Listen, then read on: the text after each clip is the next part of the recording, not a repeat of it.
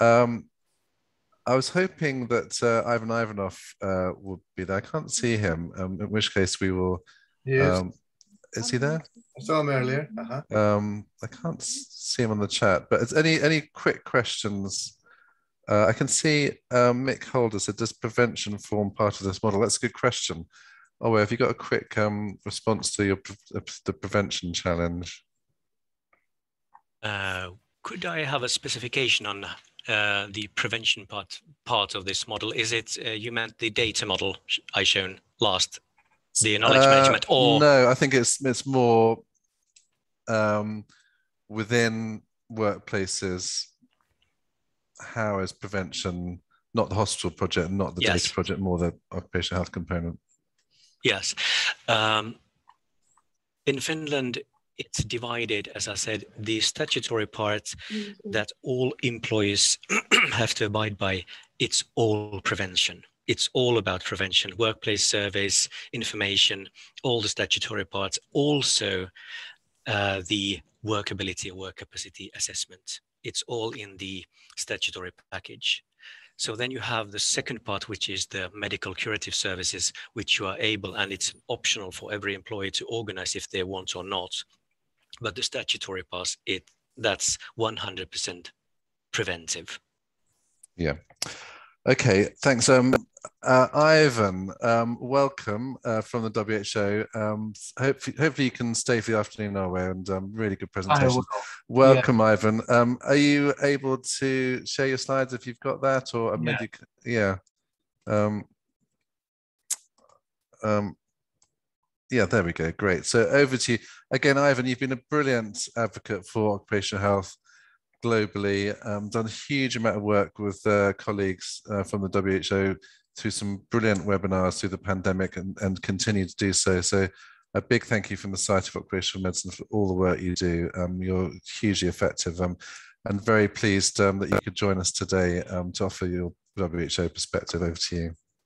Thank you very much, Nick, and big thanks to the Society of Occupational Medicine for organizing this and for inviting me actually to be part of that, because this debate about universal health coverage, about health services for workers is really a global debate.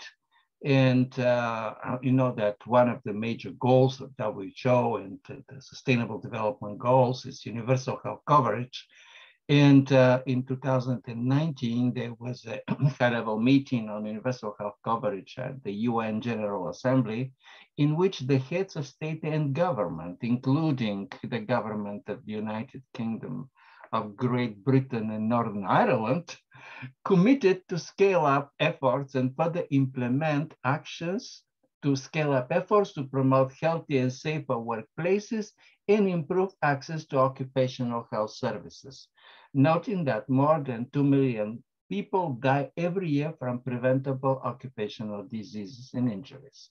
So this is a major commitment apart from the commitments of the governments who have ratified the ILO conventions on occupational safety and health and occupational health services. And another thing that is changing to the global debate is in the context of universal health coverage moving to people-centered care.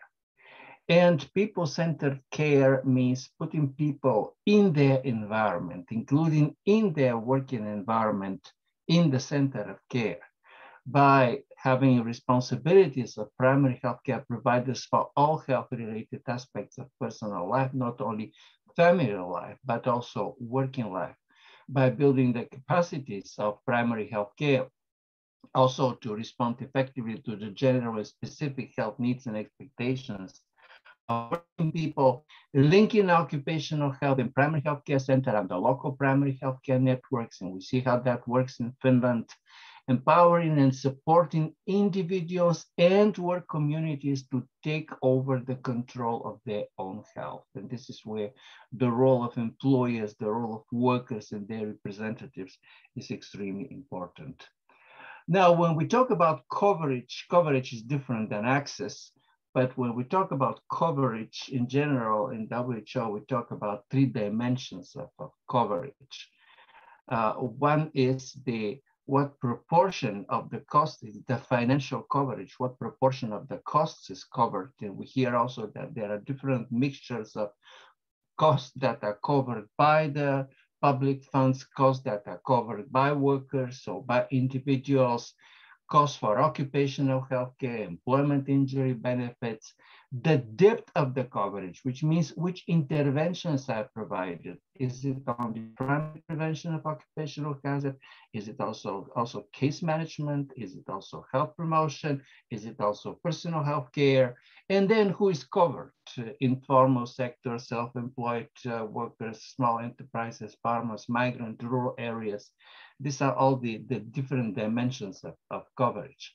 And also when we talk about coverage and measuring coverage, it's important to distinguish what we measure. Do we measure the coverage of services in terms of facilities or departments or some clinics or charged with responsibility for occupational health, or we measure the coverage of different individual interventions for occupational health, for example, coverage with risk assessment, workplace surveys, the case management of occupational work related to health or medical surveillance, or we talk about coverage of financial protection. This is the proportion of occupational healthcare costs to the individual covered by public funds or collective funds, pooling insurance or state budget.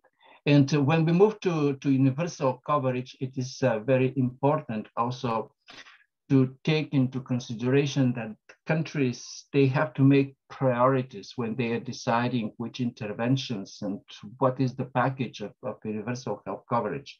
For this purpose, WHO has developed an initial version of a compendium for universal health coverage with a lot of examples of interventions in different programmatic areas that countries can consider when they are putting the packages for essential interventions to be part of universal health coverage.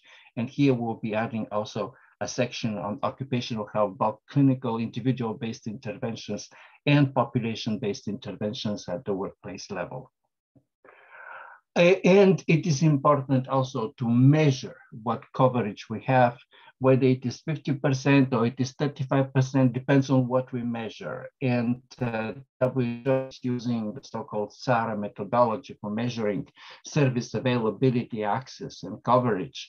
And so these are just examples of indicators that can be used by countries.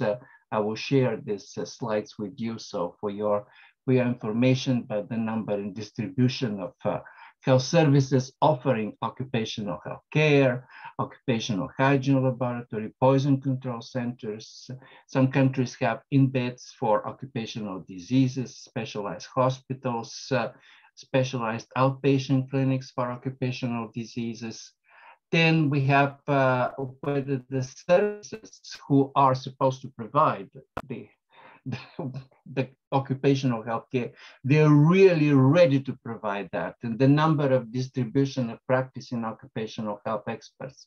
For example, in some countries, the law requires employers to hire doctors or nurses, but does not specify what is the qualification of these doctors and nurses.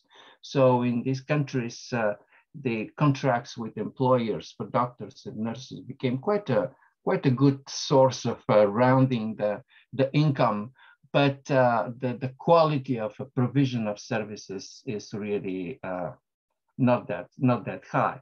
Also, whether the services, they do have the necessary guidelines, tools, and equipment to do what they're supposed to do. Whether they have forms, medical documentation, whether they have the equipment for medical checkups, whether they have guidelines on how to do occupational health interventions. And another dimension of measuring coverage is the service utilization. To what extent the services that are being available and that are competent are actually being used.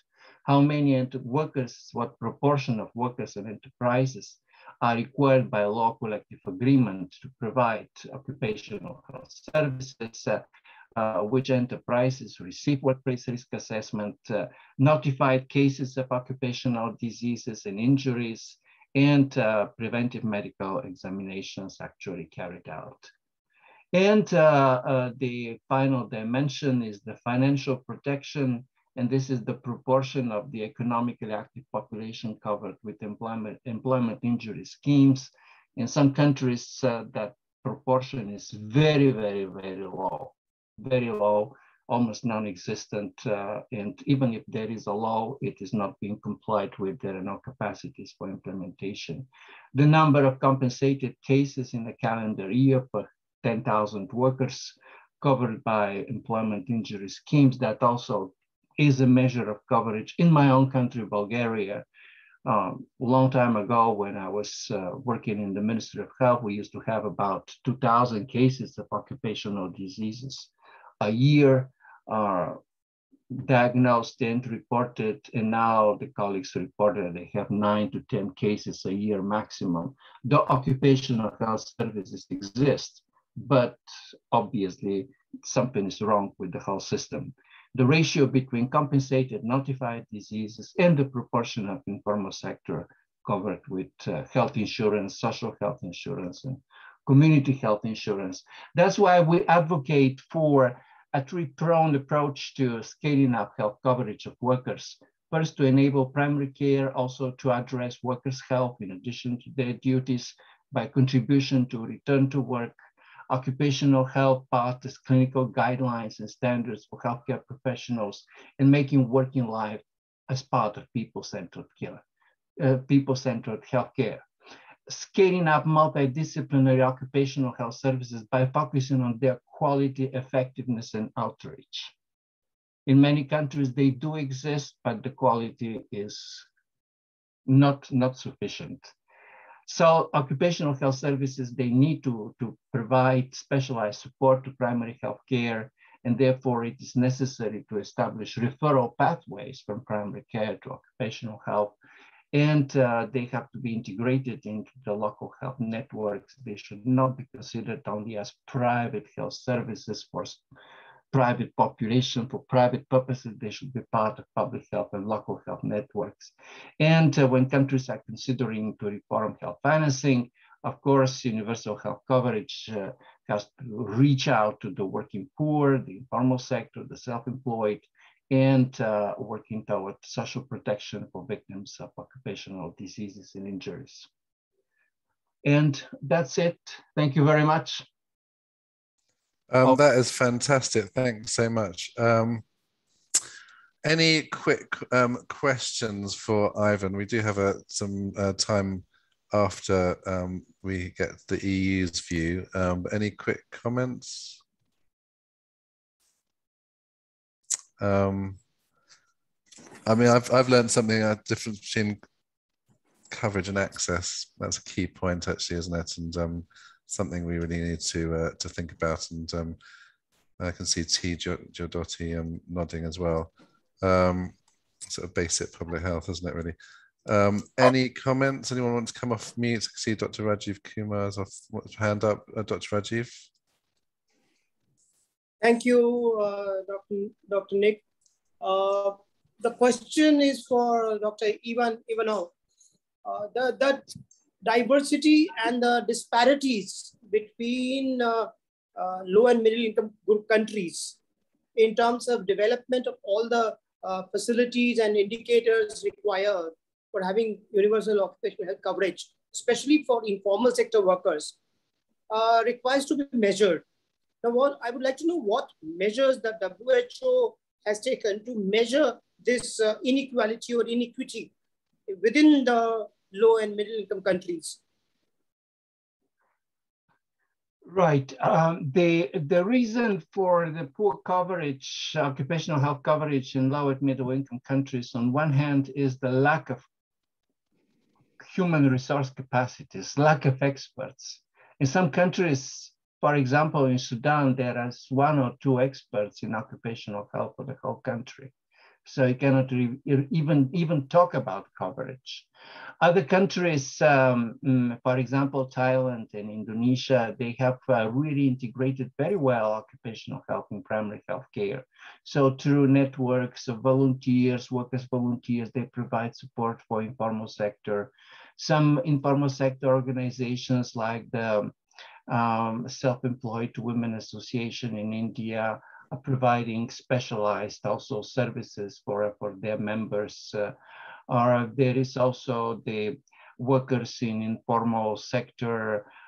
They provide also specialized services, for example, in South Africa for waste pickers. It is very, very difficult actually to measure this type of coverage. We cannot even measure the coverage with the regular occupational health services at the global level because countries are not reporting that, let alone about the informal sector. But it is important for the informal sector to work through the public health sector to support public health and to provide some form of even mobile clinics through volunteers, depends on the different countries and context, and for different groups of informal sector workers. Good, thanks. Actually, Rajiv, I should have not muted you, and you've, what's your background? Just give us a bit of, introduce yourself. I am working in New Delhi, India. I'm a pediatrician and occupational practitioner working with the largest public sector organization in the world, that is Indian Railways. And I have provided health administration and health services in this sector for the last now more than 35 years. Brilliant. Well, that is fantastic. Thanks for joining us. And, you know, we were a bit kind of UK centric on this event, but I think Ivan and yourself has given that kind of global perspective. Also, T's just put in about the excellent ICO document on creating a healthy and safe and healthy workplace. But Dr. Rajiv, thank you for your comment. I think I might move on to our esteemed colleagues in the EU, and very pleased that Ioannis Anyfantis could join us. We were also pleased that from our contribution.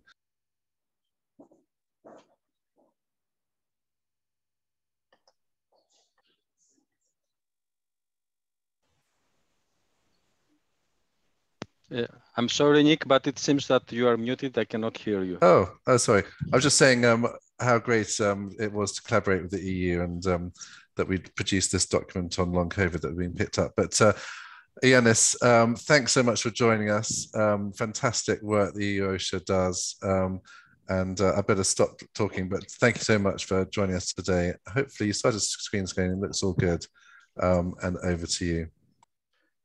Thank you very much for the kind words, Nick. First of all, I would like to thank you at the Society of Occupational Medicine for this invitation to participate to this great event and the opportunity to present you with some of the findings of our research studies. My name is Ioannis Anyfantis. I work for EU OSHA as a project manager. And I'm going to present you, first of all, some basic details on EU OSHA and the work that we conduct. Some information regarding the methodology of our SNR study. The main findings that actually refer to some of the topics of this event about access to occupational health services, and some further resources and outlook. First of all, EU OSHA is the European Union body that is responsible for the collection, analysis, and dissemination of relevant information to serve the needs of those involved in safety and health at work. We are based in Bilbao, Spain. We are one of the 40 EU agencies that are distributed across Europe. Of course, we are governed by European law. We are mostly financed by the general EU budget, but we are independent in the execution of missions and tasks. Similarly to the nature of occupational safety and health, we are a tripartite network organization, and we have an extended network of actors across the EU through the national focal points. So what we do is we work to make European workplaces safer, healthier, and more productive. In order to achieve that, we conduct a number of research projects. We run several information campaigns every 2 or 3 years. Currently, the campaign is about musculoskeletal disorders. A new campaign will come and will be launched on 2023 about digitalization. I'm sure that most of you have seen these NAPO short films that attempt to present basic occupational safety and health related topics in an easy to understand way for everyone, for workers and employers. Also, we run every 5 years the SNR survey that I'm going to present in a bit, the European Survey of Enterprises in New and Emerging Risks.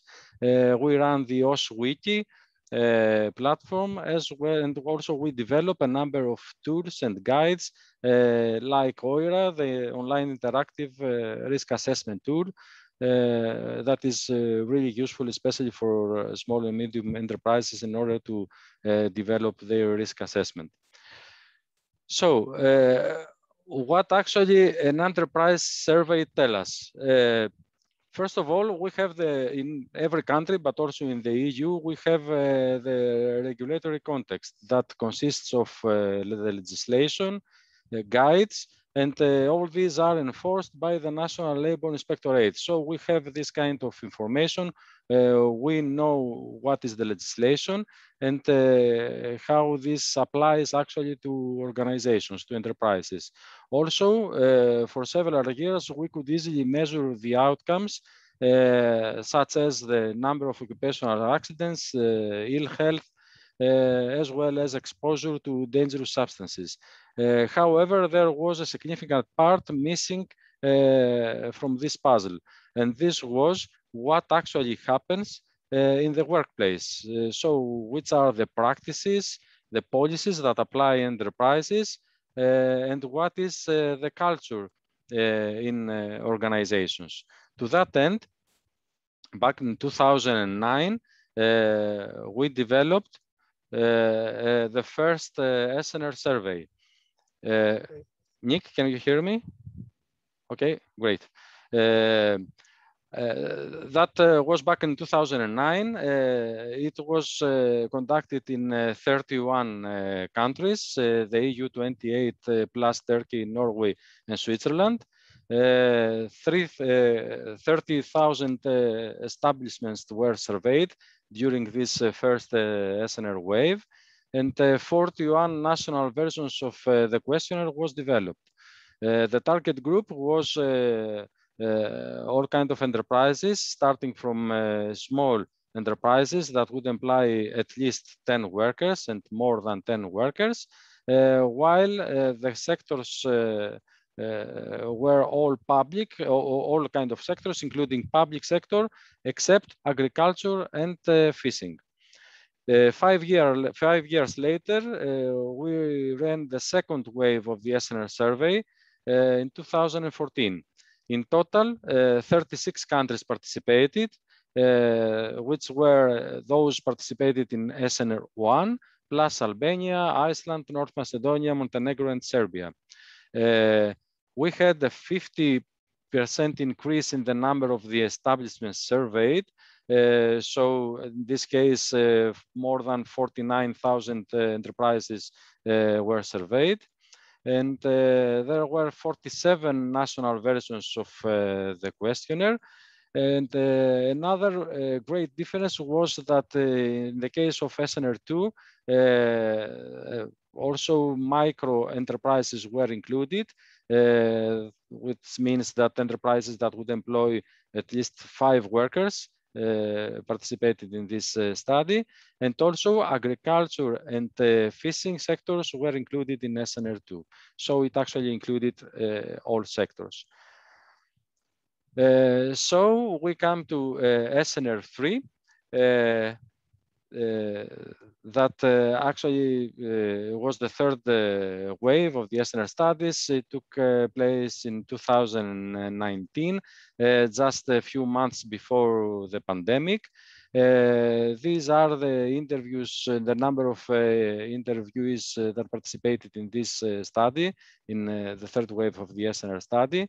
The national sample sizes were to a certain degree adapted to the size of the respective country, as you can see.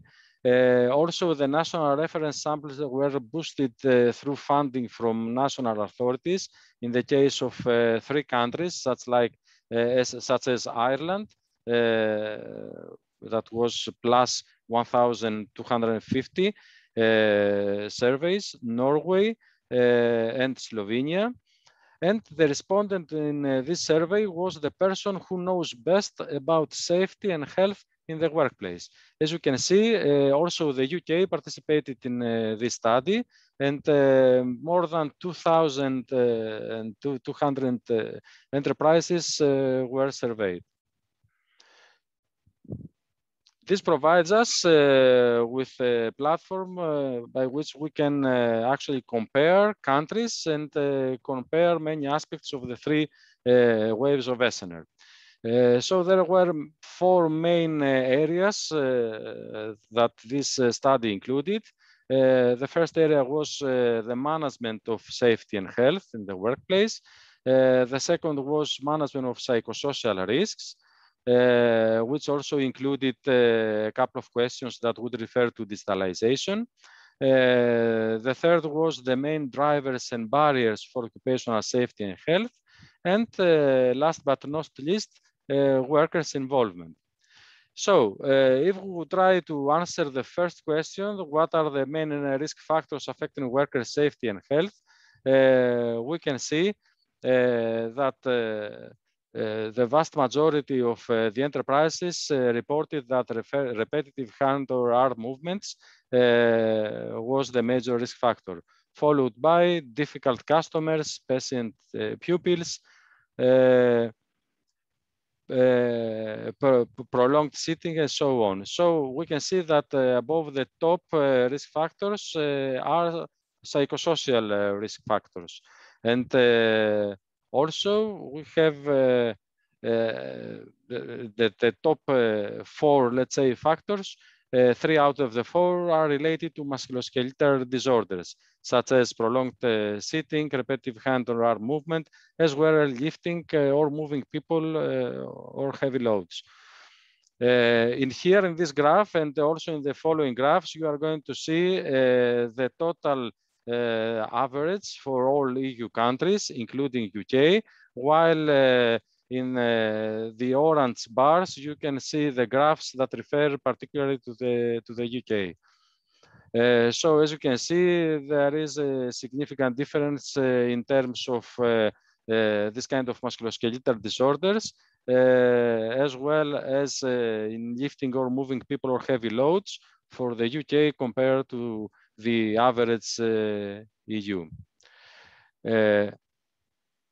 As with regards to the risk factors present in the establishment, for the United Kingdom, in a comparison between the 2 SNR waves, SNR2 and SNR3, we can see that as with regards to difficult customers, patients and pupils, the figures are more or less the same. However, there was an increase in the last SNR wave in lifting or moving people or heavy loads, as well as in repetitive hands or arm movements. This question referred to the prolonged sitting actually was not included in the 2014 wave. That's why there is no blue bar in here that can be used for comparison. And these actually refer to those new and emerging risks that are mostly musculoskeletal disorders or psychosocial risks. For the rest of the more traditional, let's say, risk factors, such as chemical or biological substances, increased risk of slips, trips, and falls, or risk of accidents with machines, and so on, we can see that in all these risk factors, there was a reduction in the last SNR wave compared to the previous one 5 years before 2019.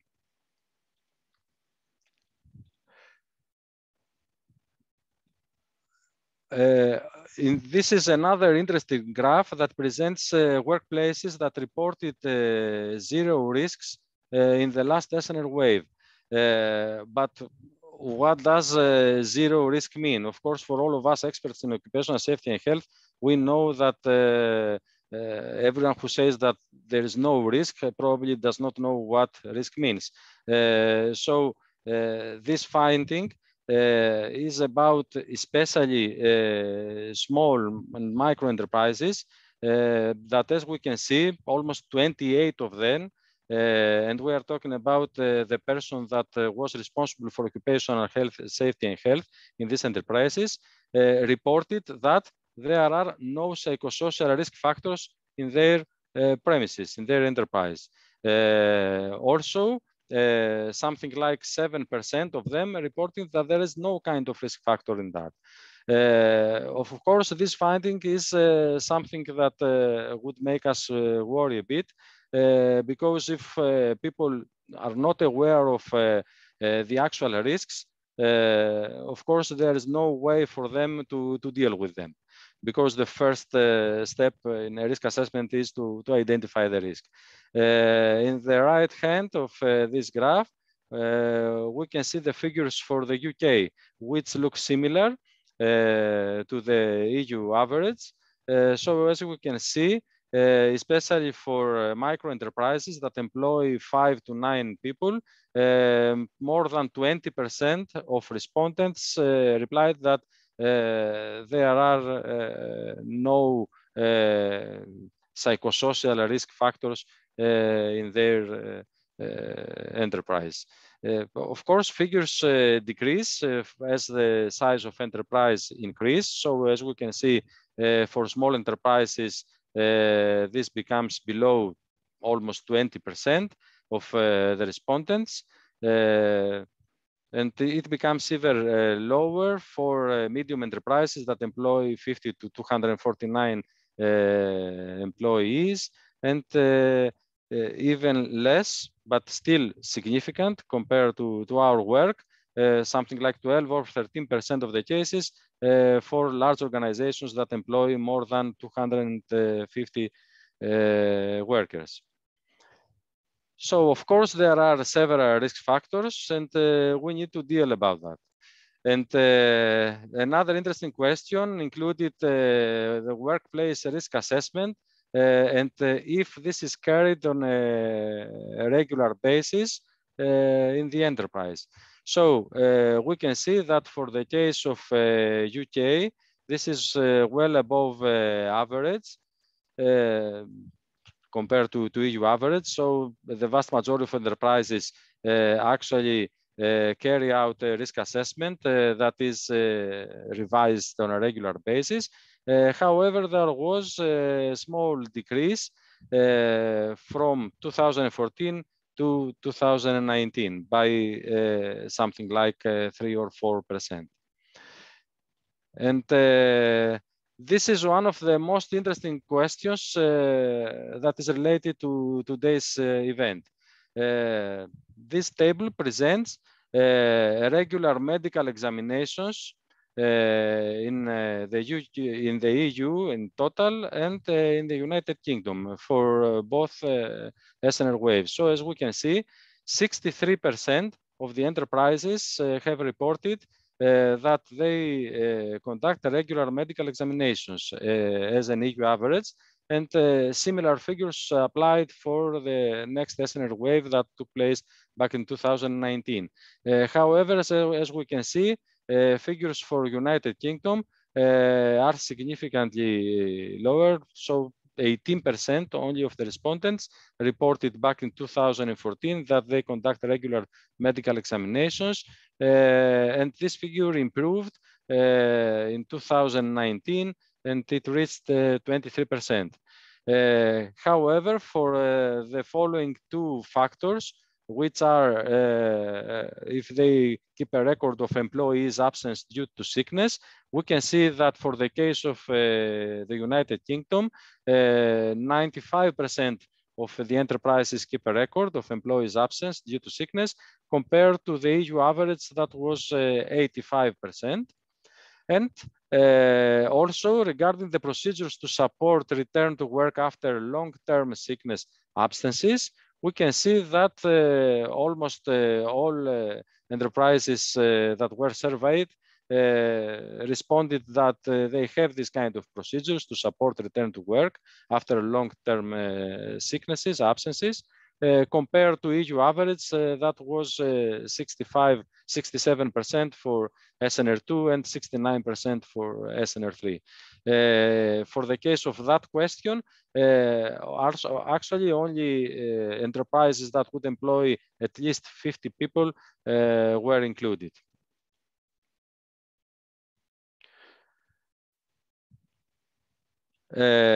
This question refers to workplace health promotion measures for the two SNR waves.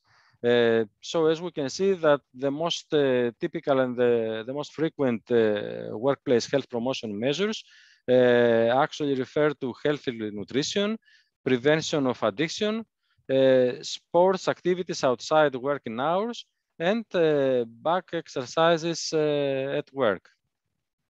And similar figures apply, not significant changes as we can see for the two SNR waves, apart from the healthy nutrition that we can see that more and more enterprises promote this kind of health promotion measures in their workplace, as well as back enterprises at work, which actually for the case of the UK was lower for the case of SNR3 study compared to findings from SNR2 study.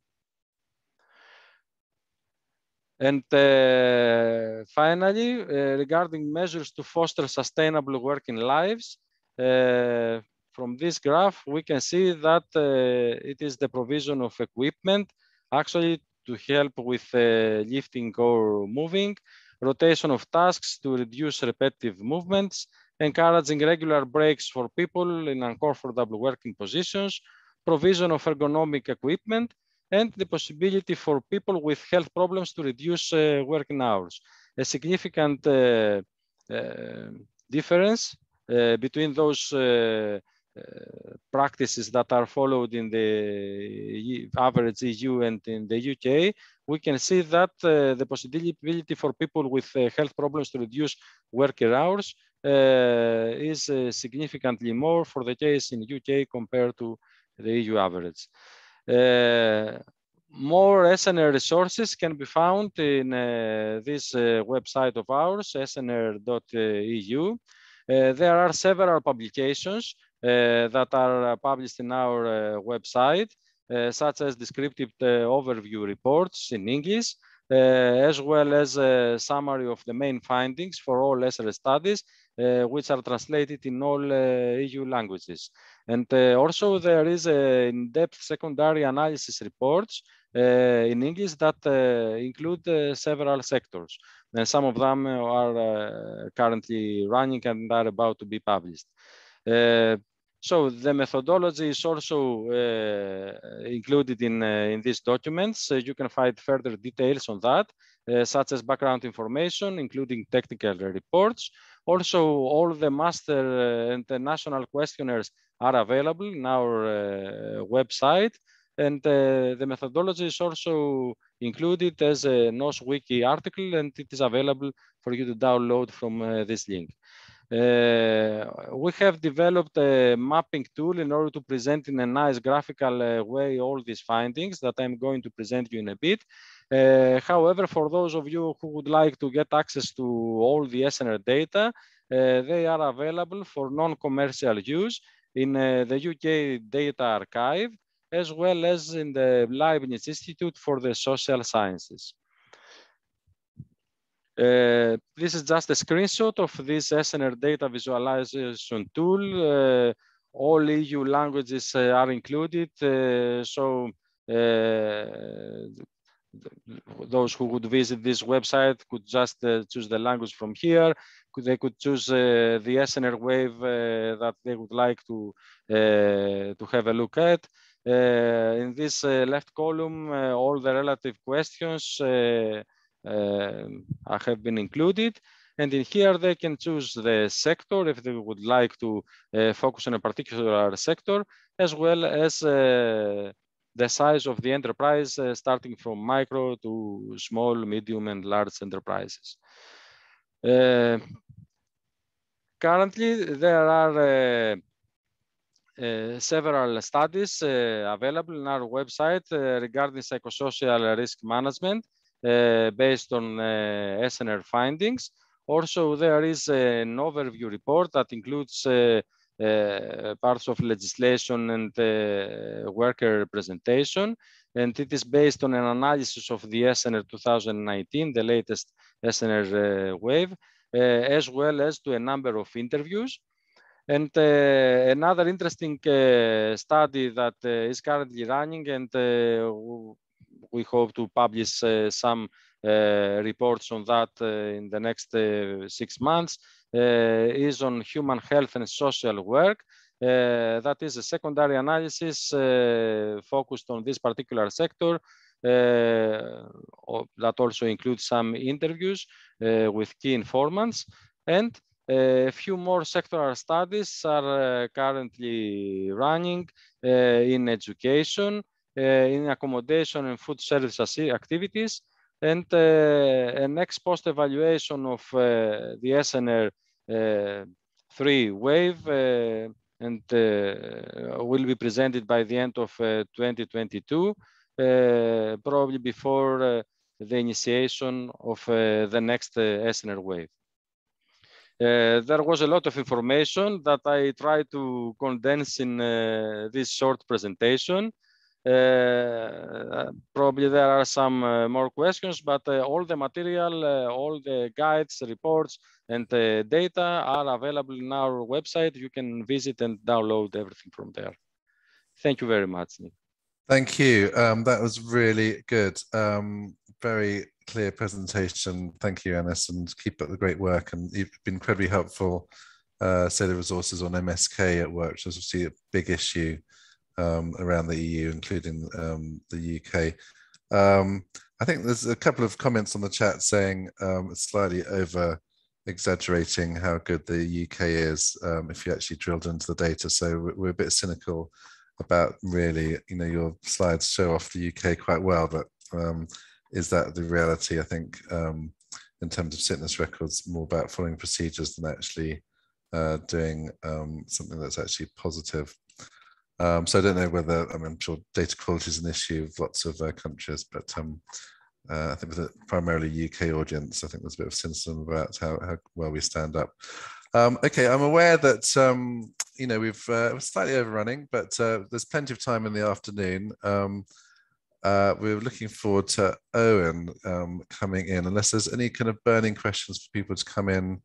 Have any questions, come off mute, go onto video. It's always nice to see you for that, a really good roundup, both globally from Finland and the EU. So welcome, Owen, but just looking to see if any of our at least 150 people on the call, which is on this webinar, which is excellent, shows how much interest there is. And I'm probably just stealing your thunder, Owen, but it was interesting, this ILO WHO launch on Friday, 2 million people dying a year in the workplace. I mean, this, you know, this isn't here just because it's nice, it's absolutely necessary. So very timely, and I'm not sure if you hear at the start, Owen, but there's a call for action, certainly for our UK members and people around the world, as Richard Heron, who's co-chair of our International Occupational Medicine Society Collaborative, said, you know, do write to ministers, do write to your democratic representatives,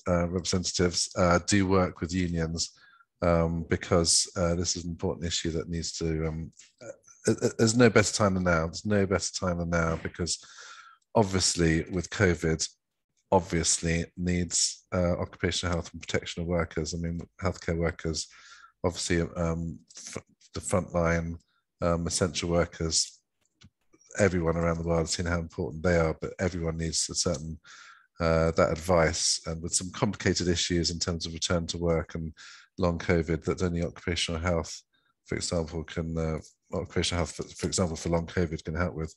So any final comments? But thank you, Ioannis. Thank you, Ivan.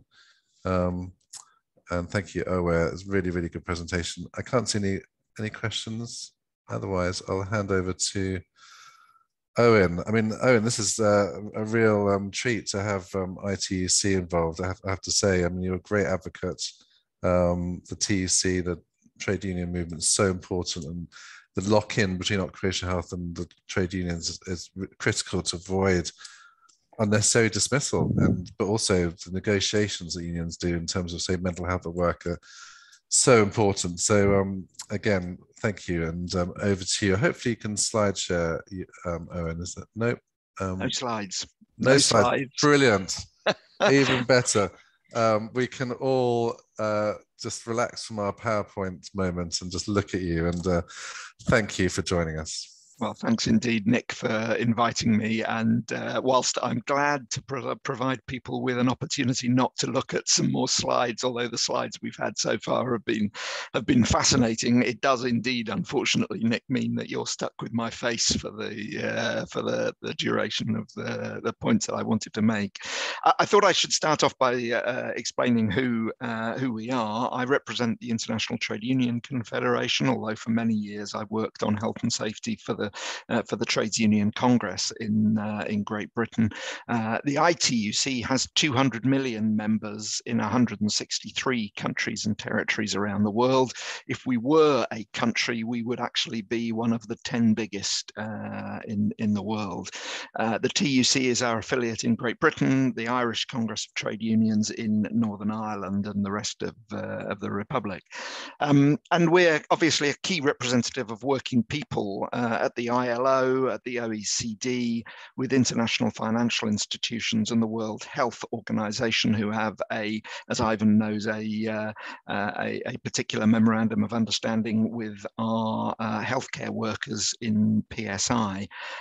We're social partners with employer organizations, and we're made up of national affiliates, sectoral global union federations, and regional bodies as well around the world. And health and safety is and always has been crucial to trade unions. It's one of the key reasons, indeed, why we exist, why we were created in the first place. And it's a key reason for joining, because we're not just the voice of protest, although Ivan was talking about how you ensure decent quality occupational health services. Well, we're one of the ways, because we're the customer voice in terms of occupational health services. So if we don't think the occupational health service is a quality product, our unions will say so. But we're also actually providers in a sense, because workers are actually safer in trade union organized workplaces with safety reps and health and safety committees, as well as national tripartite organizations. Every year on the 28th of April, International Workers' Memorial Day, we mourn the dead, but every single day around the year, we are fighting for the living. The challenge we face at the moment, many people have described it in different ways. There's a low estimate at the moment from the ILO and the WHO of 2 million deaths a year worldwide. There are higher estimates up to 3 million deaths. These represent the difference between a worker dying every 10 seconds or every 15 seconds. Neither of them is a particularly positive figure.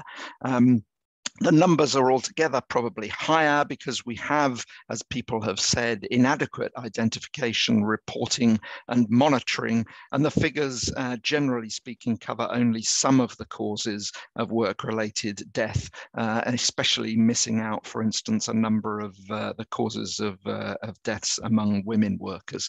And that's one of the first reasons why we support universal access to occupational health services, because as Ewan pointed out at the very start of this, if you don't have information, then you don't know what is actually happening. And of course, beyond the deaths, there are tens of times more injuries and illnesses leading to pain and poverty for working people. So prevention is key. Cure and rehabilitation are vital, but they're no use if you're dead. We need universal social protection, especially as COVID has shown us sick pay from day one to make sure that people aren't spreading diseases in the workplace, kicked off by a global fund for social protection for the poorest country. What are the solutions to those deaths every 10 or 15 seconds? Those are needless fatalities because we know what needs to be done to protect people. Risk assessments, first of all, universal access to occupational health service as the society has called for, worker participation in workplace health and safety committees and on national safety bodies, the right to refuse dangerous work and required reporting of what's going on and what's affecting people in the workplace. The mounting toll of deaths due to work will only be stopped by making occupational health and safety a fundamental right at work, along with the other ILO fundamental rights: freedom of association, collective bargaining, and freedom from discrimination, child labour, and forced labour. We want to see ILO Convention 155 on occupational safety and health and Convention 161 on occupational health services made core conventions of the ILO, not because that in itself, ratifying those conventions will in itself solve the problem, but because it's a crucial first step to actually making sure we implement the rights contained in those conventions and therefore make a difference at the workplace.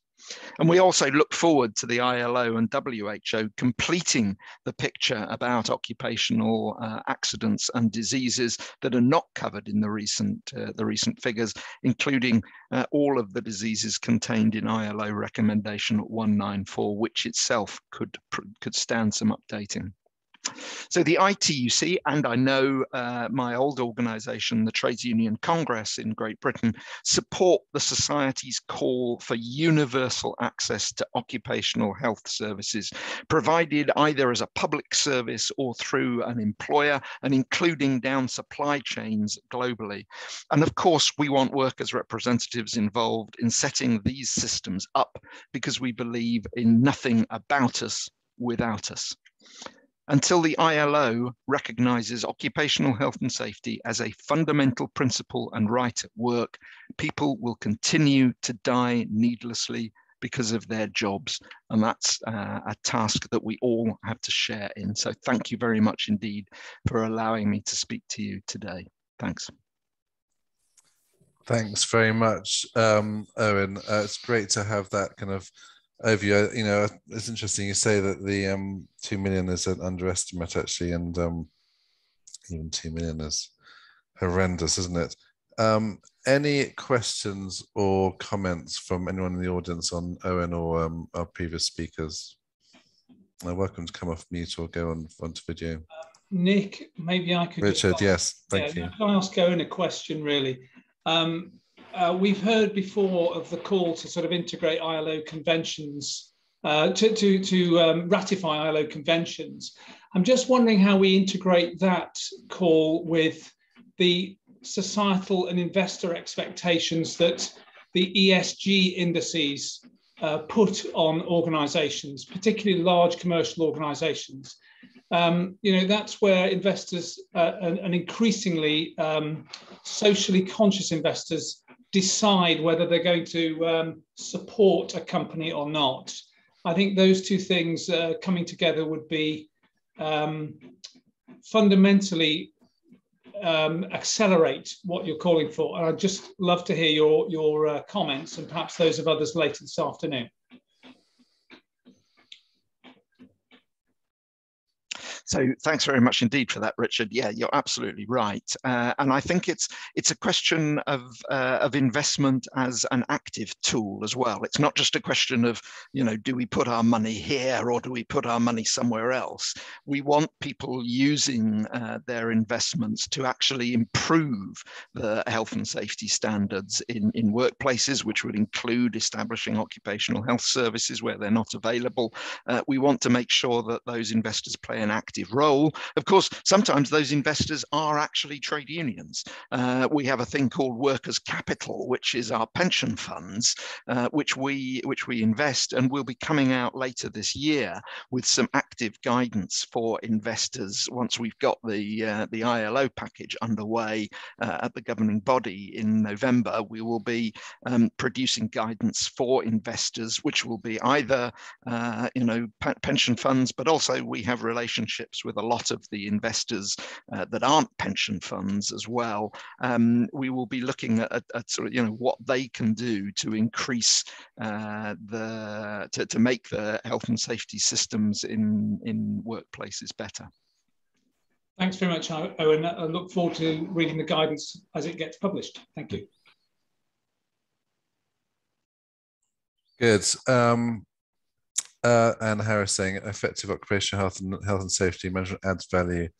It's not just a cost, absolutely, and with various value proposition reports about that.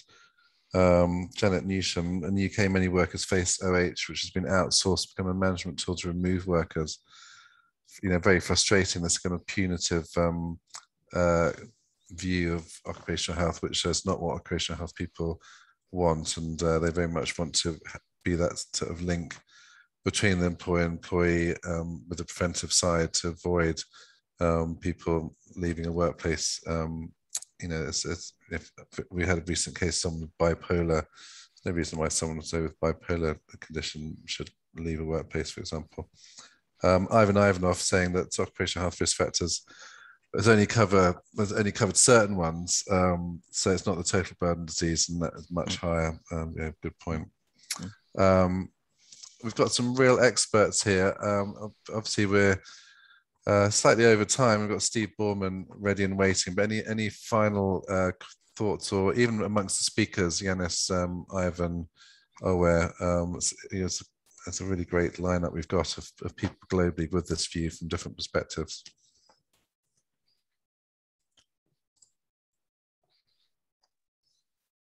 Yeah, that's another comment about OH being seen as punitive. And yeah. Can I say, Nick, that the points that have been made by Janet and Mick, and hello Janet and Mick as well, are a crucial reason why, as I said, we want workers to be involved in the establishment of occupational health systems in their workplaces, so that we can make sure they're doing what Anne was saying in her contribution, which is producing a win-win for both employers and employers, because what improves the health and safety of workers actually pays dividends for employers as well. In fact, sometimes you do, on the health and safety beat in the union movement, wonder why we face such resistance to having these things implemented by employers, given that it's actually in their interests as well as ours. Yeah, no, well said. We should be much more aligned, and like you say, build in occupational health with that sort of trade union support right at the start. T's made a very good point. We're still in sort of COVID situation, sadly, but this environmental side is going to very quickly overtake everything. And obviously there's huge occupational health aspects in terms of, things like heat stress, but also how workers sort of come into work, use of transport. That all needs to be worked through, and linking occupational health to supply chains and kind of the environmental sort of social side. So good point. T, well done. Not trashing workers, yeah. I think that's pretty sort of basic human right, isn't it? Good. All right. Nick, Ivan has a hand up. Oh, Ivan. Yes, I do. Sorry. I have one very short point. We need to make sure that the society does recognize occupational health as public health, not as private health. It should be part and parcel of the public health systems. And it should be public health, and it should be supported by the public. It should not be left only to those employers who want and to those who can afford it. Thank you. Yeah, so important. You're absolutely right. And many public health professionals have an occupational health side as in the US, and we miss that in the UK, and that's why it's so great to have faculty of public health involved, and it shouldn't be this kind of sort of commercial side, then we get into this punitive angle. So you're absolutely right. Okay, thanks Steve for helping me with my hands up thing. It's difficult to see with 152 people who wants to say anything, but I might call it a day on our kind of global side, and sort of then move more into the UK. And Steve Boorman has been a huge advocate for occupational health, Boorman report, particularly some success now in the NHS, but now a very effective chair of the UK Council for Work and Health, bringing together stakeholders.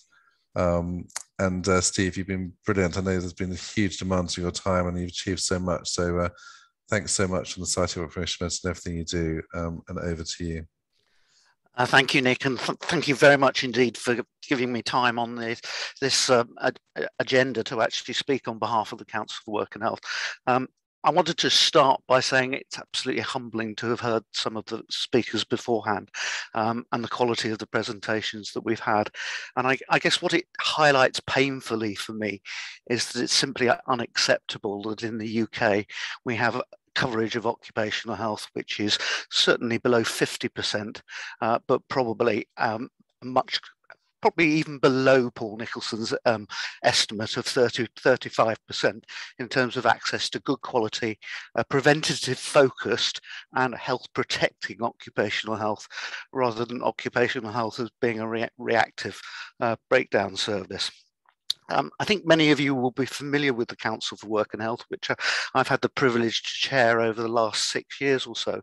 But for those that aren't, I'll just give a very brief background to start with. And the Council for Work and Health was actually established after Dame Carol Black's review in 2008. 2008 is a very long time ago. And one of the things that Dame Carol highlighted in her report was the huge cost to the UK economy of ill health amongst the working age population. I keep referring back to her throwaway line, and I know it wasn't a throwaway line, Carol, but costing the equivalent of running a second national health service in the UK. And one of the things Carol noted in her report was that actually within the UK there was some confusion in the policy agenda, and actually it was difficult to get consensus as to the right path forward.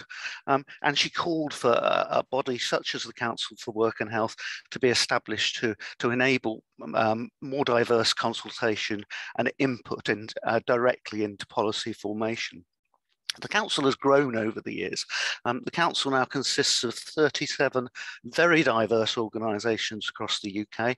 It contains organisations such as the Trade Union Congress, the ACAS, large employers like NHS employers, Public Health England, many of the colleges of general practice, the colleges of OT, physiotherapy, the Society of Occupational Medicine, the Faculty of Occupational Medicine, and a number of part of the strength of the council is that it also includes some of the smaller parts of the jigsaw.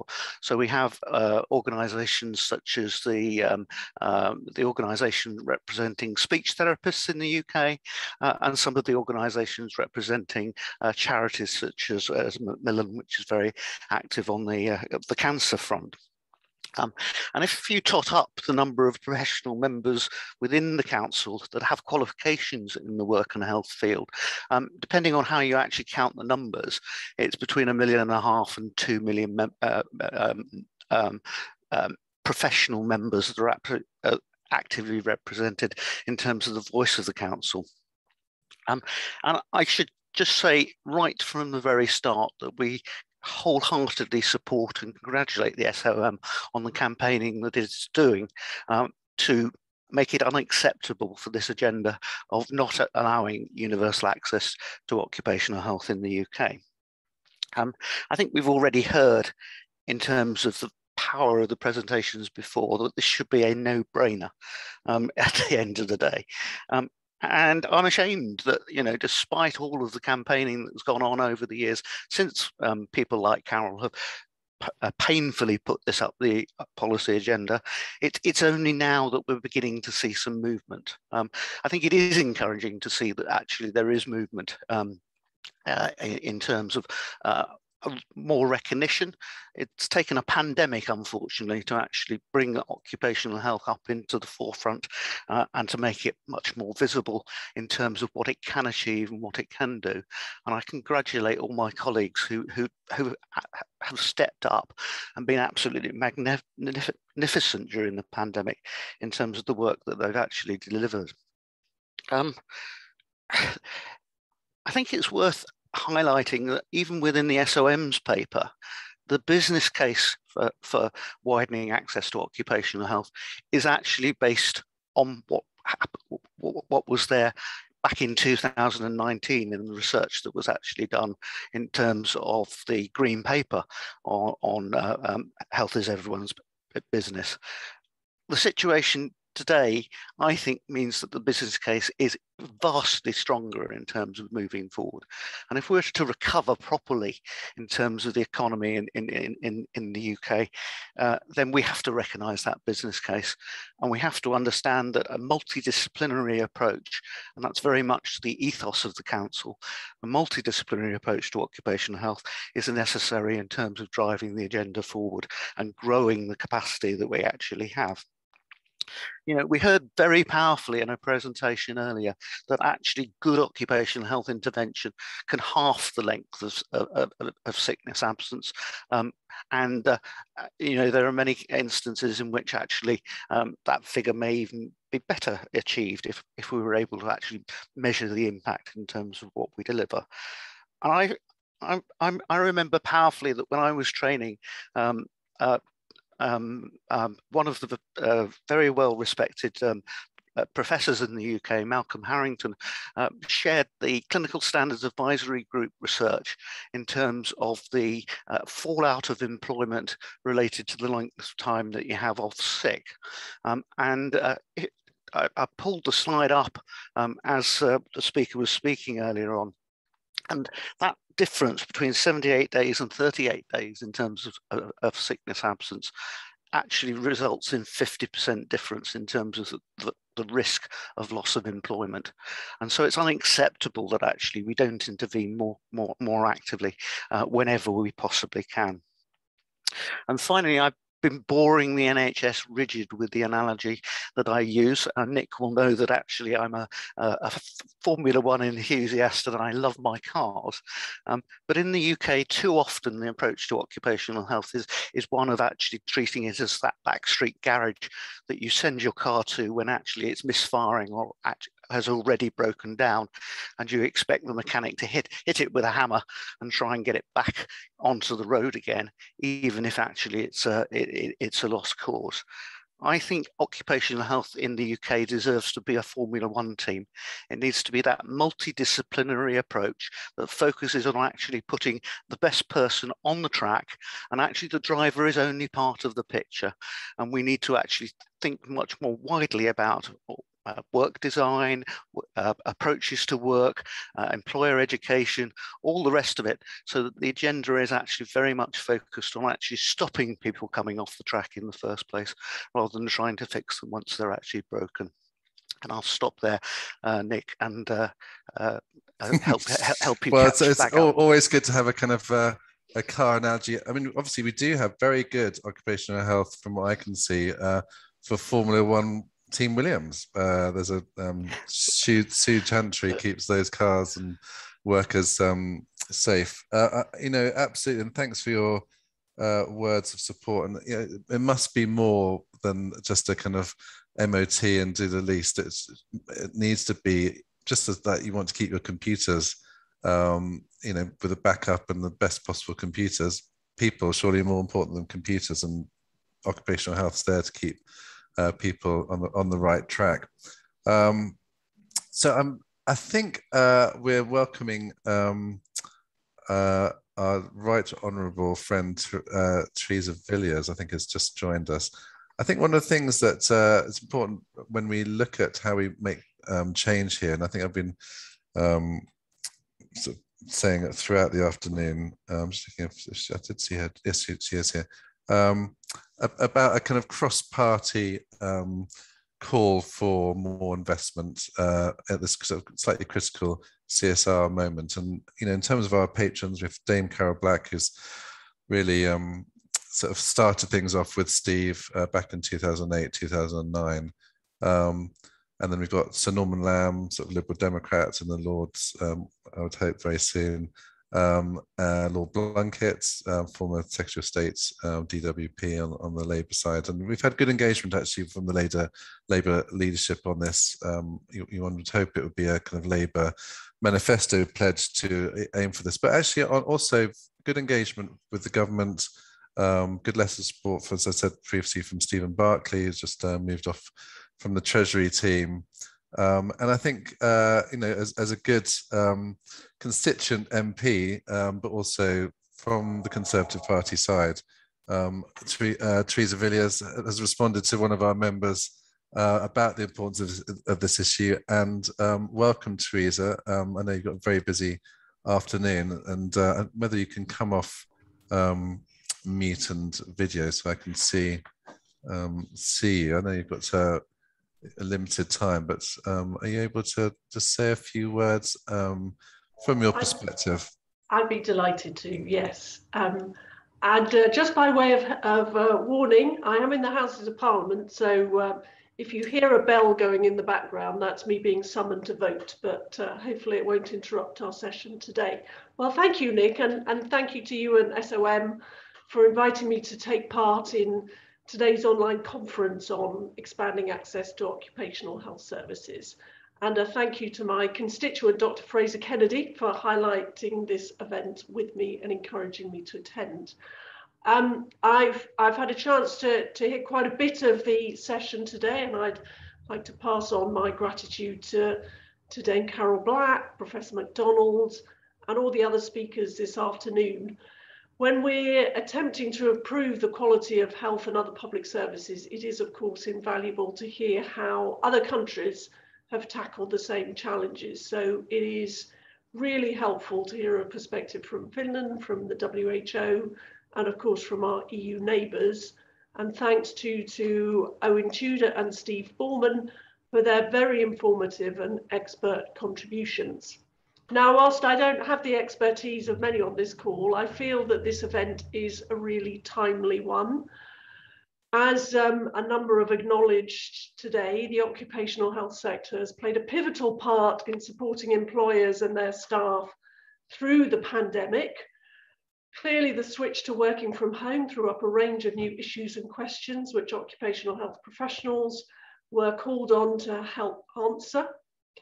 The sector then faced the massive challenge of helping people return to the office safely after the lifting of the stay-at-home advice. And I want to express my thanks to everyone involved in that huge task. You've been doing incredibly important work throughout the pandemic. And without your skills, understanding and dedication, the reopening of the economy would have been far slower and more difficult. And I acknowledge what a number of speakers have also said, that long COVID, sadly, is going to pose significant workplace health challenges well into the future. So thank you for all that you've done during the emergency. Let's hope we're not facing lockdown measures again anytime soon. But I think the COVID emergency has provoked us to rethink how we do many things in this country. And for a start, at the fundamental level, it's brought home to everyone the importance of trying to live healthier and more active lives. So I very much support efforts to broaden access to high quality occupational health services and advice. We obviously spend so much of our lives at work, and tackling work-related ill health offers obvious benefits in terms of our happiness and well-being, as well as delivering major potential productivity benefits as well. The NHS long-term plan rightly has a big emphasis on becoming a service which tries to keep us healthy, as well as caring for us when we get ill. There is, of course, also a huge interest in how we maintain better mental health and ensure that those struggling with mental illness get effective help at an earlier stage. So more extensive coverage of occupational health provision has a key part to play in achieving both of those really important goals. And I'd also highlight and acknowledge that a very important element of the government's approach to social justice and tackling poverty is that as many people as possible should be in work. And of course, we're all being asked to work longer with increases in the pension age. So facilitating a work environment in which people can take part, even if they have disabilities or long-term health conditions, is crucial. Ensuring our work environments are healthy is crucial. So I welcome the activity the government is engaged on this, including the recent government consultation on health at work. And I would very much agree that an element of the additional funding which is being channeled into the NHS to support its catch-up and also its long-term plan for the future does need to focus on workplace health initiatives. And I'll certainly, following what I've heard today, be encouraging ministers to take further active steps to improve access to occupational health services. And I hope they'll take very seriously the responses to the long-awaited consultation that took place so recently. And I think just lastly, I'd round up by saying the need for better occupational health is obviously particularly acute in the so-called gig economy. So in looking to improve the security improve a shift to more secure contracts and better rights for workers, I hope that occupational health will play an important part in what the government is seeking to achieve. And with that, I'd be delighted to take questions on these matters or anything else you'd like to raise.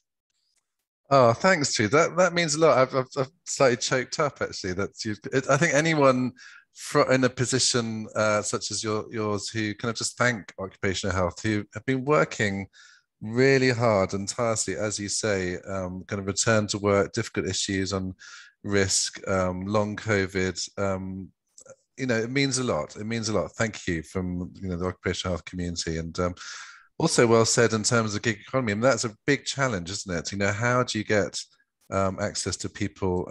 I know you weren't here at the start, but Professor Ian McDonald talked about Jimmy, this guy kind of, sole trader, he gets injured, what's he do? And I suppose we have put this brief forward to everyone today about a kind of mixed market model. We're not asking for nationalization of occupational health, as that's not kind of realistic, but I think in terms of, as in Finland, the kind of commercial sector taking responsibility for occupational health with some kind of mop-up service via the GPs for people who just, they won't have that contract, I think is a sensible kind of mixed market model.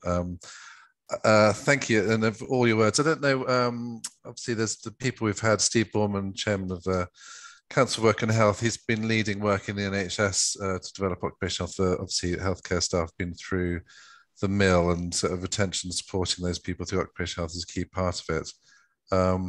But anyone in the audience, any thoughts? Just from my perspective, I've been encouraging the audience to write to their constituency MPs about this moment, the CSR moment. It's going to be a tough CSR, but how, because the government has got this response in July, and there's an opportunity to really develop it through not significant amounts of money. Actually, I think it's perfectly affordable, even although everything's going to be horse traded in quite a tough way. But we're not talking about billions here. We're talking about supporting the Work and Health Unit to really just get going, and for example, through a Centre for Work and Health, that it's not in a way it's got stuff down the sofa money for people in the Treasury. But any thoughts, Steve? Over to you. Yeah. Can I just come in, and maybe at risk of being a little bit controversial, you talk about not nationalising occupational health, but I think one of our mistakes goes all the way back to 1948, when we didn't make occupational health part of mainstream care. And I think actually now is the moment to start to be more joined up in our approach in terms of actually building it into our NHS approach. I think in terms of the NHS, I suppose what I'm saying is not about all occupational health being sort of state run. This is about the NHS offering proper occupational health to its staff, and I suppose through the people who can't be accessed easily through company occupational health. But yeah, you could argue this when the NHS was set up, that was a mistake. But I suppose the government at the time, the Labour government, thought, well, companies need to take responsibility too. And I think in terms of Finland, you can see the kind of social insurance model is one where companies are required to have those contracts. So I think certainly some council, when it looked at the offer that we thought would be reasonable and politic of the times, is a mixed market model. But I take your point that, you know, back in 48 could have been gone differently. Ewan's case study was a perfect example of a perfectly successful operation, but actually socially devastating to the individual because they didn't have that rehabilitation built in as part of the mainstream care. Yeah, I think rehab is definitely something the NHS has to improve on because of, I mean, say in Finland, you can see people being discharged out of hospital with occupational health, having a huge reduction in terms of their sickness absence. And as you said, Theresa, I mean, an objective of you know, government looking after its people is that people are able to return to work, and there isn't this gap between disability and pensionable age, which we've got, and obviously puts people into universal credit. I remember when Ewan and I had a meeting with the Director General at the DWP, he said, you know, employment levels okay, flexible workforce in the UK okay. This employment gap, disability employment gap, is a problem, and we've got the highest rates in the OECD. Tina Wells, you've got your hand up, so do unmute and ask your question. Hi, thanks. It was really more a comment. I'm actually in agreement with Steve in terms of how OH services should look moving forward. I think there are missed opportunities. All areas of healthcare at the moment work as silos. If you are a patient trying to move through, you aren't seen holistically. You are looked at with your symptom or diagnosis and managed accordingly. And there's many missed opportunities to ensure that people have a good experience and a good recovery that allows them to return to the workplace. So I'm not saying that it has to be state run, but I think there needs to be better collaboration. There needs to be acknowledgement of occupational health practitioners' ability to assess individuals and refer them into care pathways appropriately. At the moment, there are many blocks and frustrations in terms of how people are managed, their availability for work. And I think there's more that can be done there to improve that experience for everybody. Thanks, Tina. Thanks for your comment. I'm going to ask Dr. Ivan from the Faculty of Occupational Medicine to say a comment, and then Theresa, I'd be interested to know your thoughts just in terms of tactics. I mean, I know you're not, might not be easy to kind of be that overt about it, but you know, clearly I'm asking people today to talk to their MP about this comprehensive spending review. I suppose we could do a parliamentary question or EDM in this area. So if you've got any kind of, from a politician's perspective on how we can sort of push this agenda forward, I'd welcome it. But I'll hand over to Ira Madan for her question. Welcome, Ira. Thank you, Nick, and thank you, Theresa. Actually, I used to be the occupational physician for the House of Parliament until last year. I was there for 20 years, so I know that Parliament have got a great service there, and it really pains me to think that everybody doesn't have access to the type of service that's provided at Parliament. And we saw everybody in Parliament, the cleaning ladies, the security guards, to members and peers, and everybody had equal access, and we had a fantastic success rate at keeping people in work. So I totally agree with Steve. And 1948 was a long time ago, but we need to move forward. This is a personal view and not the view of the faculty per se. But I strongly feel that GPs should be able to refer in their people who they identify as high risk of falling out of work because of long-term condition or whatever for their medical conditions, they should be able to refer into a regional multidisciplinary occupational health service and get appropriate advice for that patient. And the time's right with integrated care. The new models of integrated care, this is absolutely the time to do it. And there's always been a reluctance of government to take that model forward. I know that there was the Fit for Work service, but that was seen as a DWP initiative and not seen as a health, and so it was thought of as being punitive rather than as health, and putting health at patient-centered, at the centre of patient care. And so it's a bit of a challenge. And I'm sort of throwing a hand grenade at the government a bit here, Theresa. But I would really like to know why that model cannot at least be piloted. Thank you. Thanks, Ira, and congratulations on being professor. Is that correct? That's not before time. So, I mean, Theresa, it's difficult to, for you to be put in this position because in a way you can't state government policy. I'm sure through your what you said earlier, you would support a kind of models and pilots in this area. It's something, I suppose, within the DWP-DH work in the health unit, they want to get these initiatives going. I know there's people from that unit sitting quietly in the background. So I don't know if you've got any comments on Ira's question, but also any comments on my thoughts about political tactics, and any thoughts from you on that? Yeah, sure. Well, I'm a massively enthusiastic supporter of our NHS, as we all are, I think, and also very supportive of its getting 33 billion of additional resources.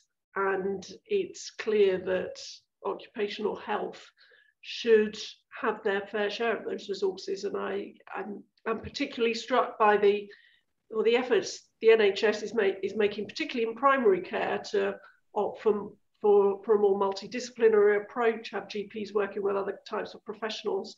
And yet you don't tend to hear occupational health included in those lists very often. So having a much more central role for occupational health in primary care, I think, is really important. And I think the point that was made about the respect and recognition of the professional expertise of the occupational health practitioners and giving them some scope to be able to refer people into the NHS for appropriate healthcare, I think that is also important. So in terms of influencing the process, it's good that you're focused on this now with the forthcoming spending review, that it will make very important decisions on all this, though ultimately much of it, I think, will be taken within the NHS itself. But I would certainly encourage you to encourage your members to contact their MPs about occupational health and its importance. I would encourage them to ask to see their MP, because we get hundreds and hundreds and hundreds of emails every month, and with the best will in the world, sometimes it isn't possible to really drill down into the detail of all the issues that are raised in emails. But if you're sat in front of someone who's talking to you about their experiences and explaining to you why they think a particular issue is important, I think that can make a really, really big impression. And I think you've got, certainly SOM has got some really good sort of punchy points about how this can help with the welfare bill. It can help get people into work. It can help with that pensions age gap that you talked about. It can help with productivity. So when one is appealing to Treasury ministers, it is always good to refer to the financial bottom line, as well as obviously the moral case for improving health at work. So those are a few thoughts, but I think genuinely engaging with MPs does make a difference, as it has in my case. I now feel I know a great deal more about occupational health from having prepared for and taken part in this conference, and that was all because I got an email from a constituent about it. Yeah, so whose constituent is here. So I'm going to hand over to Fraser, and then I'm sorry, Joy, I know you've been waiting a bit, but there's a segue here to Fraser, who's the constituent of Theresa Villiers. So Fraser, do you want to? Thanks. There you go. Thanks very much. Yeah. It's been a super afternoon, and I'm heartened by a lot of the positive comments and the excellent speakers. I think there's a lot of parallels with Finland.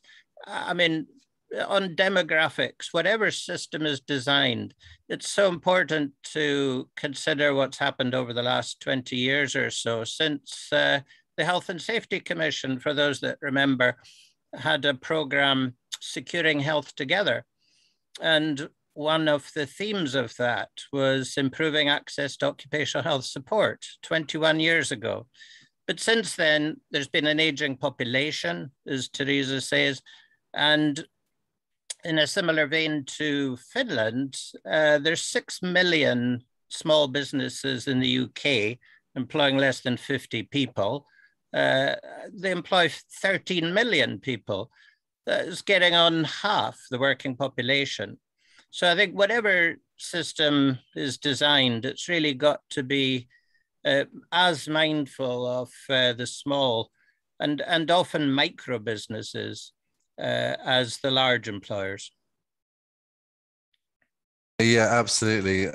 You're so correct, and it's, actually, in terms of the health as everyone's business consultation response, very much focused on small business and creating incentives or subsidies. So I know that's part of it, and again, some of these civil servants who are on that work and health unit are here today.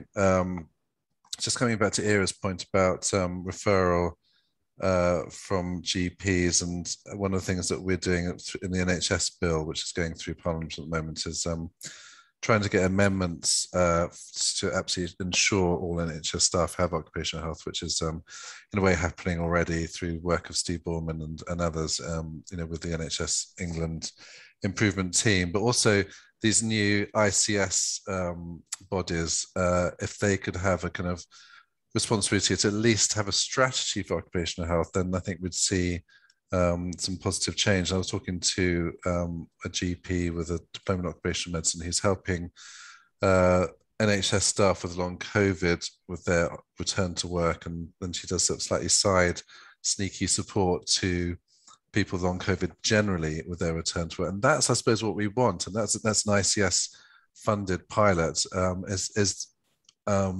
NHS taking more responsibility in terms of people's return to work, rather than just off you go and you can get your fit note and get back to work whenever you like, kind of thing. And we know the quicker you get back to work, the more likelihood you are going to succeed, rather than if you stay off work, obviously you can end up leaving work continually. Anyway, I'm talking too much, and I'll hand over to Joy Raymond for the Vocational Rehab Association. Well, thank you very much. And again, thank you for the invitation to today's event. And if I could put 2 underscores to the objectives today, I would. That I think access to universal occupational health in the UK is just woefully needed in every, not just in large organizations, but as you said, in micro organizations as well. I've had experience in both Australia and Canada in occupational health, safety and welfare in the government. I've also was the Chief Adjudication Officer for the Workers' Compensation Board in Canada, and ran their voc rehab department as well. And then in the UK, I've been in the private sector with vocational rehabilitation and working, and in Canada I also did some disability insurance as well in the private sector. So I've seen a whole bunch of different models. And there are 2 observations for today, which I hope are helpful. One of which is that I think there is a clouding and a lack of clarity about what we're talking about today. When you look at the international models, they're often looking at a melding of occupational health and safety and occupational health as a medical profession. And those are not always understood to be different and needing to work together, but they are not the same thing. And we need to understand, are we talking about work-caused health problems, or are we talking about being healthy whilst at work for whatever reason? And I would say when I worked in workers' compensation, one of the worst things that we did was to focus on, so was it your employer that caused this problem or not? Or was it your own silly behavior on the football field on the weekend? The beauty of the UK system is we don't seem to do as much of that, but we don't do as much on keeping people healthy at work for whatever reason. So I think we succeed on one side and then fail on the other. I think the challenge for all countries is really to be able to hold both things in your hands at the one time. And I think the place you do that is the workplace. What I have seen where you take it out of the workplace is the employer thinks, oh, well, that's somebody else's problem. And there's nothing more invisible than somebody else's problem. So I think keeping the employer in the hot seat is vital. And I would say for government that it's very difficult, because I don't know going back to 1948, but I do know for the last 20 to 30 years, the government has had a very light touch on employers. And personally, I think that employers should not be able to shift the costs of ill health in the workplace off to welfare and government systems, that they must be part of the process actively in the early days to prevent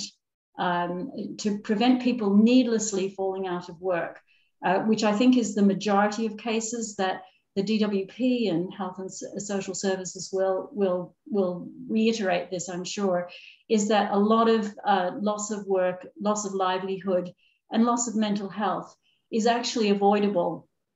But you need to do it early. And I think just to come back to, that's why universal occupational health in the workplace is vital. And I think there are some models which we can learn from other countries, and we should, in terms of how do you get the workplace engaged in that. Sometimes it has to be a financial incentive, but sometimes it just has to be an understanding as well. And I think there are other models which we should follow that say this is a social problem.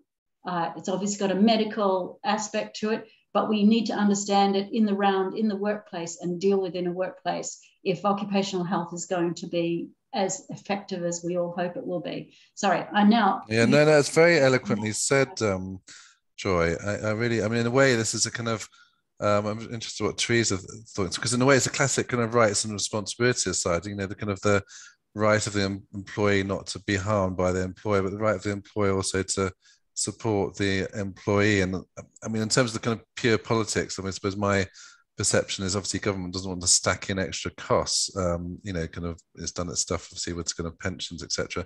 But then this is one actually where it's not really cost, because you're keeping the employer at work. We know there's kind of labor shortages to a certain extent, and it's about helping employers to retain their staff. So, I mean, in terms of the pure politics, I almost, you know, in a way, it's a shoe-in for sort of the Labour Party, Liberal Democrats of this world, you would think, in terms of occupational health. But actually, for the Conservative Party, I'm interested to know how it plays out, actually, Theresa, because in a way, it's something that an employer would see a benefit. The return on investment is there. It's not really a cost, because it's just retaining your valuable employees. So yeah, I mean, I think that's sort of a very striking conclusion from this conversation. I mean, at the moment, we know obviously there are some very serious labour shortages around the economy, and we've got sectors also who have, despite many people being kept on for furlough, not everyone could be. So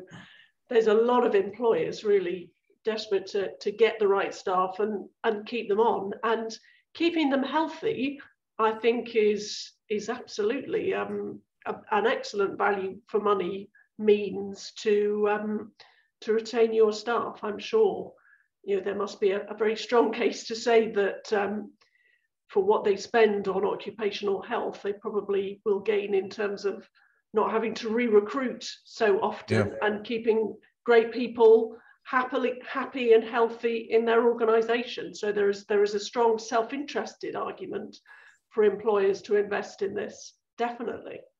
Yeah, no, well said.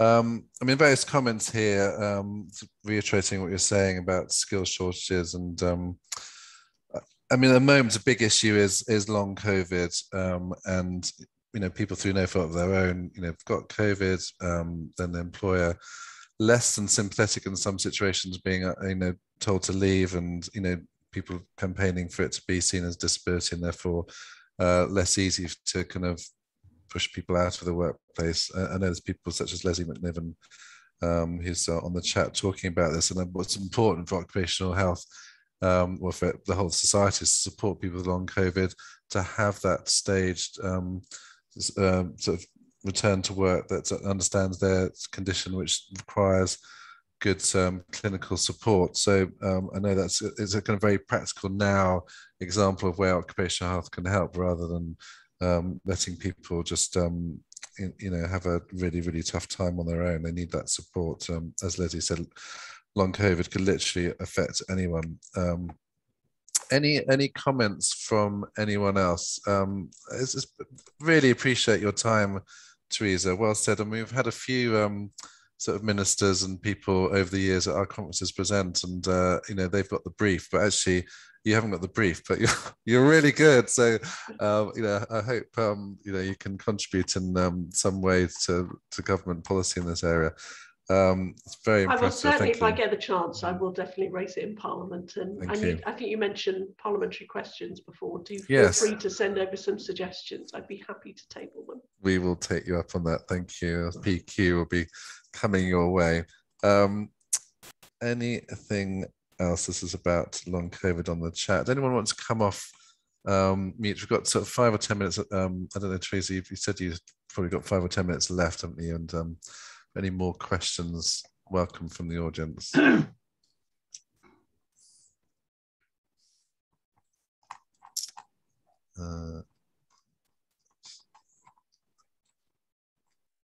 No, welcome to, I mean, also we've got British Medical Association here, and also the Faculty of Occupational Health Nurses. So various organisations, as well as I said, members from the civil servants team.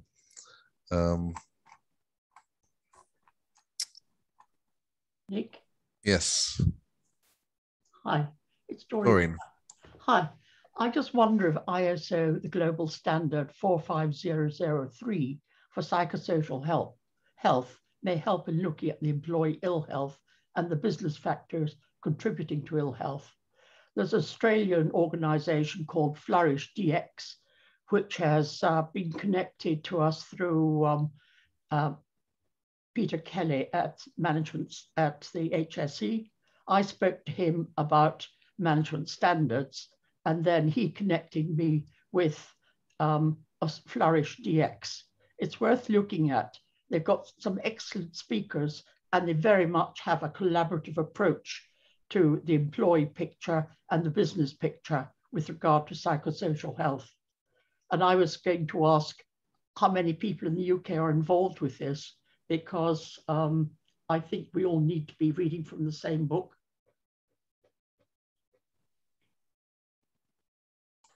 Thanks.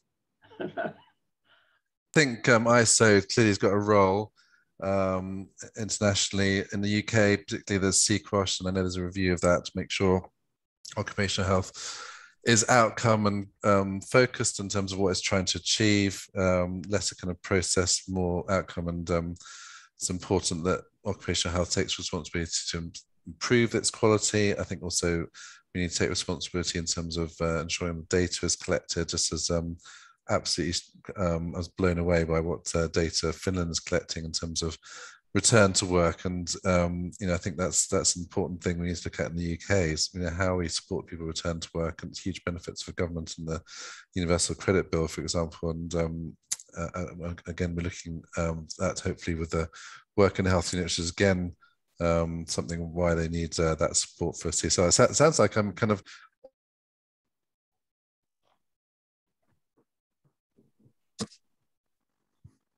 You switched on to mute. Oh, sorry, I was just talking about laughing at my own championing of a civil service unit, the working health unit, but you know, it's important that they can continue their work. And I'm just reassuring people I'm not on a retainer. Nick, Flourish DX, the next meeting, online meeting, is on the 12th of October. It's worth someone looking at it. I shall be there and hearing the excellent speakers. It's very much a holistic approach. Yeah. Just to say, I mean, we're getting slightly minutiae, not minutiae is important, but kind of some of the detail. I mean, ISO is a private company, as Mick Holder said, and the role of government is to facilitate it. But also, I think there's the role of the sector to take responsibility for its own quality and quality improve. And I see no reason why ISO can't be part of that. I mean, certainly we use ISO for some of our operations to provide appraisals. Anyone else want to make a comment other than Doreen or Fazia? Otherwise, we could have a short break and a cup of tea because we've been going for some time. Yes, Nick, just one final comment. Yeah. I think the trick here is to regard occupational health as an investment, not a cost. And the problem is that many employers think of it as a cost and not a benefit. Very well said. Yeah, well said. Good. Well, look, Theresa, I think we might have a short break and then we'll come back to the Faculty of Public Health President and then kind of wrap up some reflections from Jane Moore and the Faculty of Occupational Medicine President, Steve Nimmo, for the last half hour. But thank you, Theresa. A big round of applause. Virtually, I'm afraid, but you've been terrific and thanks so much for your time. Very generous. Well said, well said. The things you did are absolutely brilliant, and thank you for your support. And we'll come back to you on the PQ. And thanks you to Fraser. I think you've got a hand up, Fraser. I don't know if you want to do as a constituent, clap your hands. But thank you, Fraser, for doing the introduction. And have a good rest of the day, Theresa. Thank you so much for your kind words. I look forward to working with you on occupational health matters in the future, I hope. Good job. Okay, so we'll have a short break for 5 minutes, stretch your legs, have a cup of tea, and we'll come back and straight into the Faculty of Public Health, the key part, obviously, working with our public health colleagues on this. So have a break and talk to you in 5 minutes. A couple of calls, whether for me or for you. Mark rang back, he's going to be on Thursday. Right. Okay. Okay. I've got that guy to phone back. And it was just sorting out with Mandy, the PPH